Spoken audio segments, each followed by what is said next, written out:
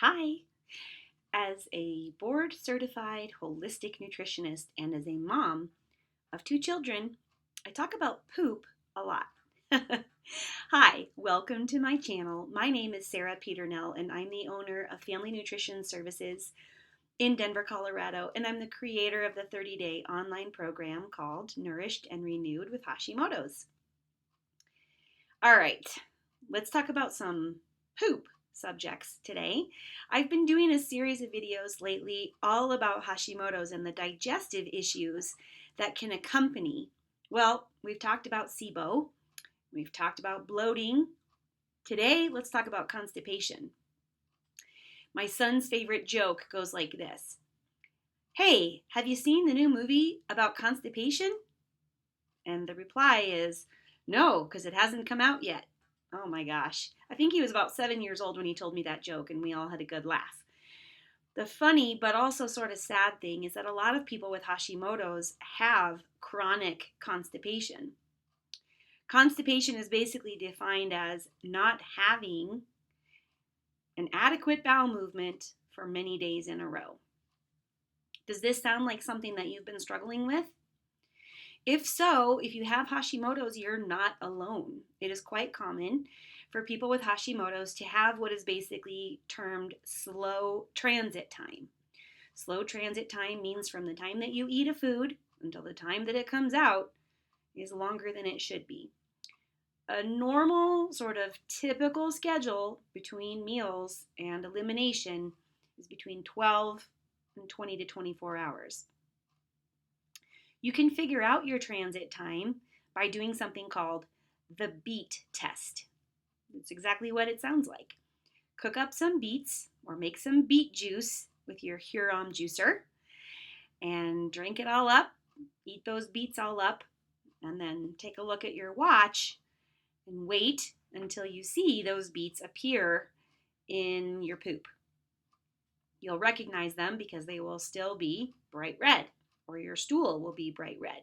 And then you can measure, okay, if I had these beets for dinner at 7 p.m. on Monday and I didn't see them again until maybe Wednesday morning, how many hours is that?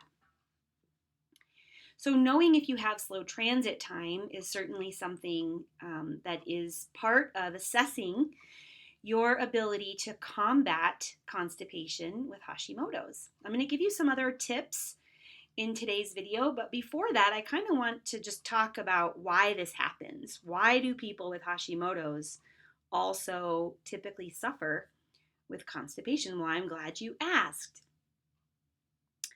So the first thing is that most people who have not yet been diagnosed with Hashimoto's or hypothyroidism, if they are not diagnosed, chances are one of their biggest symptoms is dealing with constipation. All right, because if you are subclinical hypothyroid and you are not producing enough thyroid hormone or not converting that thyroid hormone into the active form, T3, chances are you're having some issues with slowed metabolism, slowed transit time, and you are experiencing constipation as a result.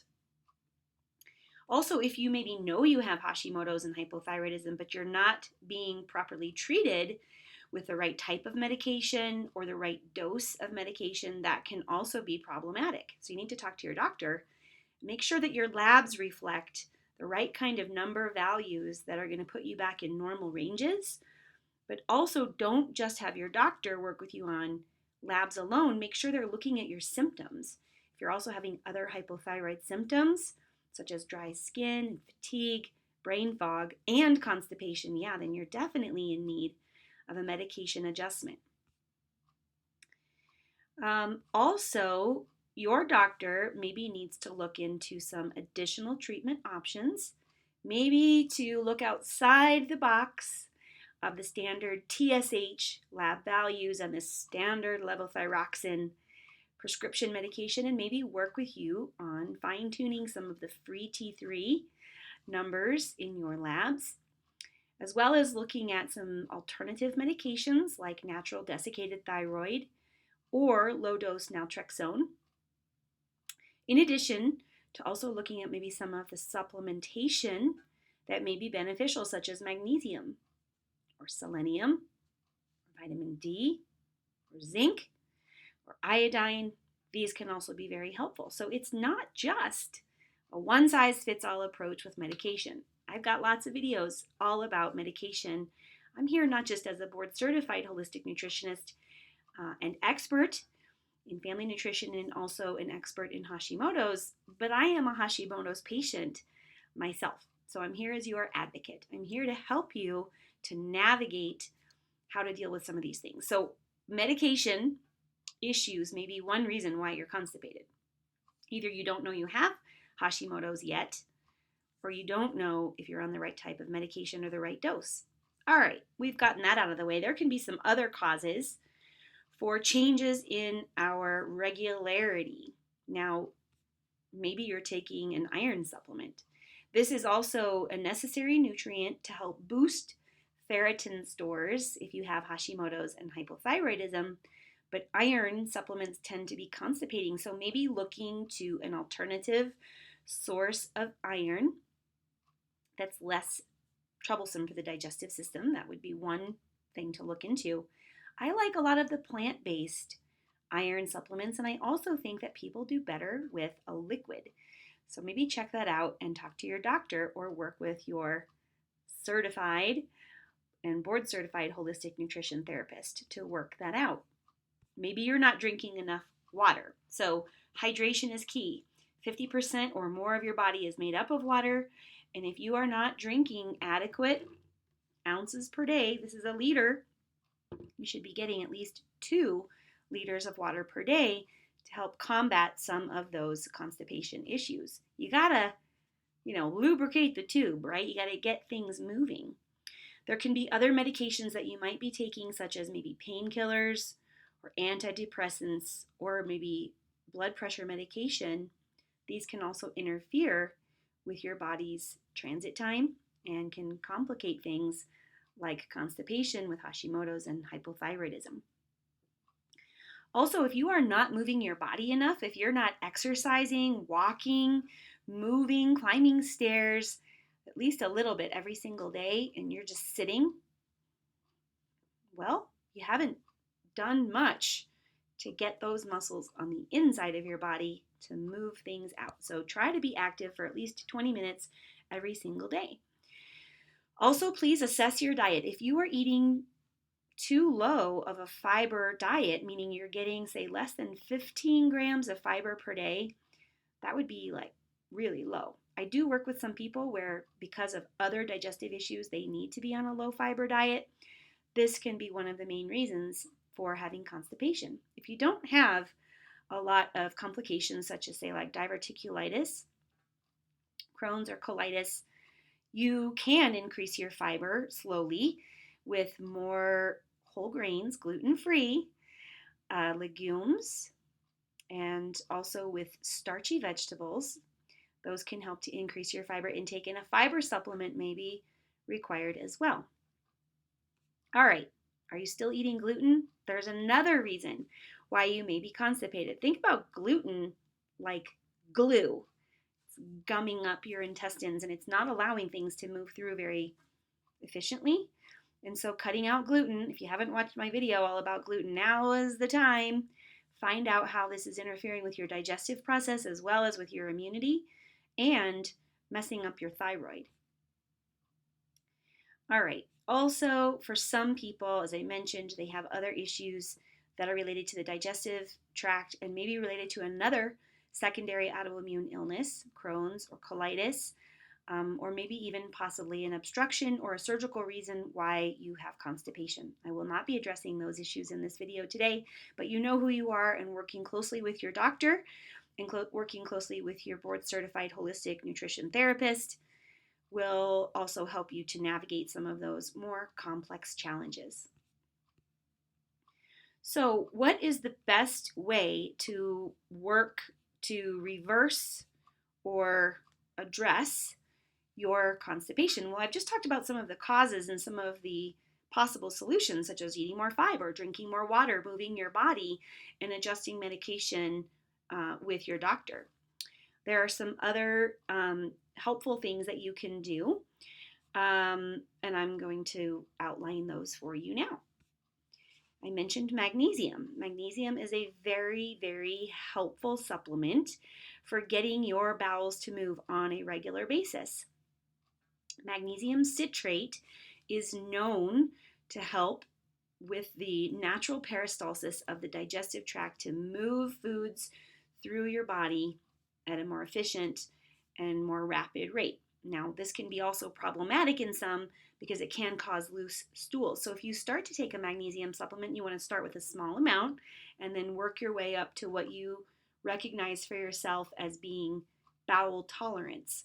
For some people, that might be 100 or 150 milligrams. For others, it might be 600 or 800 milligrams, but you can sort of adjust that. Now, you can also take a combination of magnesium citrate and magnesium glycinate, which means that you're getting the benefits of magnesium just for your total health with magnesium glycinate without having some of those digestive interferences, and a little bit of the magnesium citrate to help support regularity. For myself, I don't have a problem with constipation. I'm more of the IBS diarrhea, and you can watch some of my other videos about my journey with Hashimoto's as well as having celiac disease. I have not had a problem with constipation. Mine is the other direction. So we need to be careful for those of us who have other issues going on to not overdo it with magnesium. This can cause other issues and discomfort as well. So again, work closely with your board certified holistic nutrition therapist to find the right dose of magnesium for you. All right, 2 more quick tips. Have you tried things like yoga? Yoga is very, very helpful at regulating the digestive tract.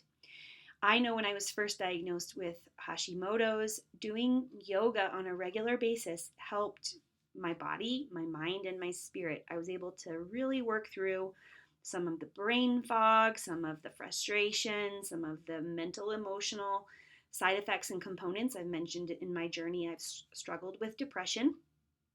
Yoga really helped with that. Getting your brain back online and starting to feel better in your mind and with your mood can also help support healthy digestion. Not to mention that yoga is very good for stress relief. And so sometimes being stressed means we're holding a lot in our bodies, which means we may be struggling with constipation. Yoga can help to combat stress. Yoga can also help with certain types of postures and positions that enable compression, squeezing, massaging, gentle stimulation of the digestive tract. Think, for example, of the pose Happy Baby. Have you heard of this pose? Happy Baby pose, where you're laying on your back and you're bending your knees, holding your knees or your feet in towards your body and creating some light abdominal compression on the transverse colon. The ascending and the descending colon are all things that help to support getting some of that movement for regular bowel movements, okay? So I'm a big fan of yoga, but you can't just do it once in a while. You got to get a regular practice. So invest in a yoga mat, maybe find a yoga class, or just doing some easy classes online to start getting the hang of it can be really helpful. Second of all, a tip that I like to share with those who are a little bit more concerned about maybe they're doing everything right and these things aren't working. Well, go visit with a certified colon hydrotherapist. I know 2 in Denver that I really like a lot, and I send a lot of my clients to them because colon hydrotherapy is something that can help with retraining peristalsis in your gut, so that natural movement of the muscles. So we have horizontal muscles that squeeze, and we have longitudinal muscles that move things downward out of the body and towards the exit. If you are struggling with maybe slow transit time, and maybe if you have, say, for example, celiac disease, and you've had maybe some neuropathy or nerve damage, as part of that, well, your peristalsis may be off. And so going through several sessions of colon hydrotherapy can help relieve constipation, may help to remove impacted stools, also can help to soothe the digestive tract tissue, and it can also help to rewire peristalsis, whether it's too fast or too slow. So it works in both cases, constipation and frequent urgent stools. You'll need to speak with a qualified colon hydrotherapist in your area to find out what type of treatment plan and how many visits would be helpful to you. But I highly recommend looking into this as a part of your holistic health care. All right, so I hope that these tips for you today and maybe some explanations about why you're constipated with Hashimoto's is helpful for you. Thanks so much for tuning into my YouTube channel. Please remember to like, subscribe, share these videos with other people that you know who have Hashimoto's or hypothyroidism, and turn on your notifications bell because I do a new video every Tuesday and every Friday. And if you're ready to go for a big deep dive and this information is not enough, you're ready to get to work, sign up for my Nourished and Renewed 30-day self-paced, totally online program. It is not very expensive, and it basically is the equivalent of 9 hours of visits in my office. It's a complete video program, hundreds of pages of downloads and handouts and resources. I think you'll really like it. Join the others who are already a part of the program, and I'll see you over there in the group chat. Thanks for watching, and I'll see you soon.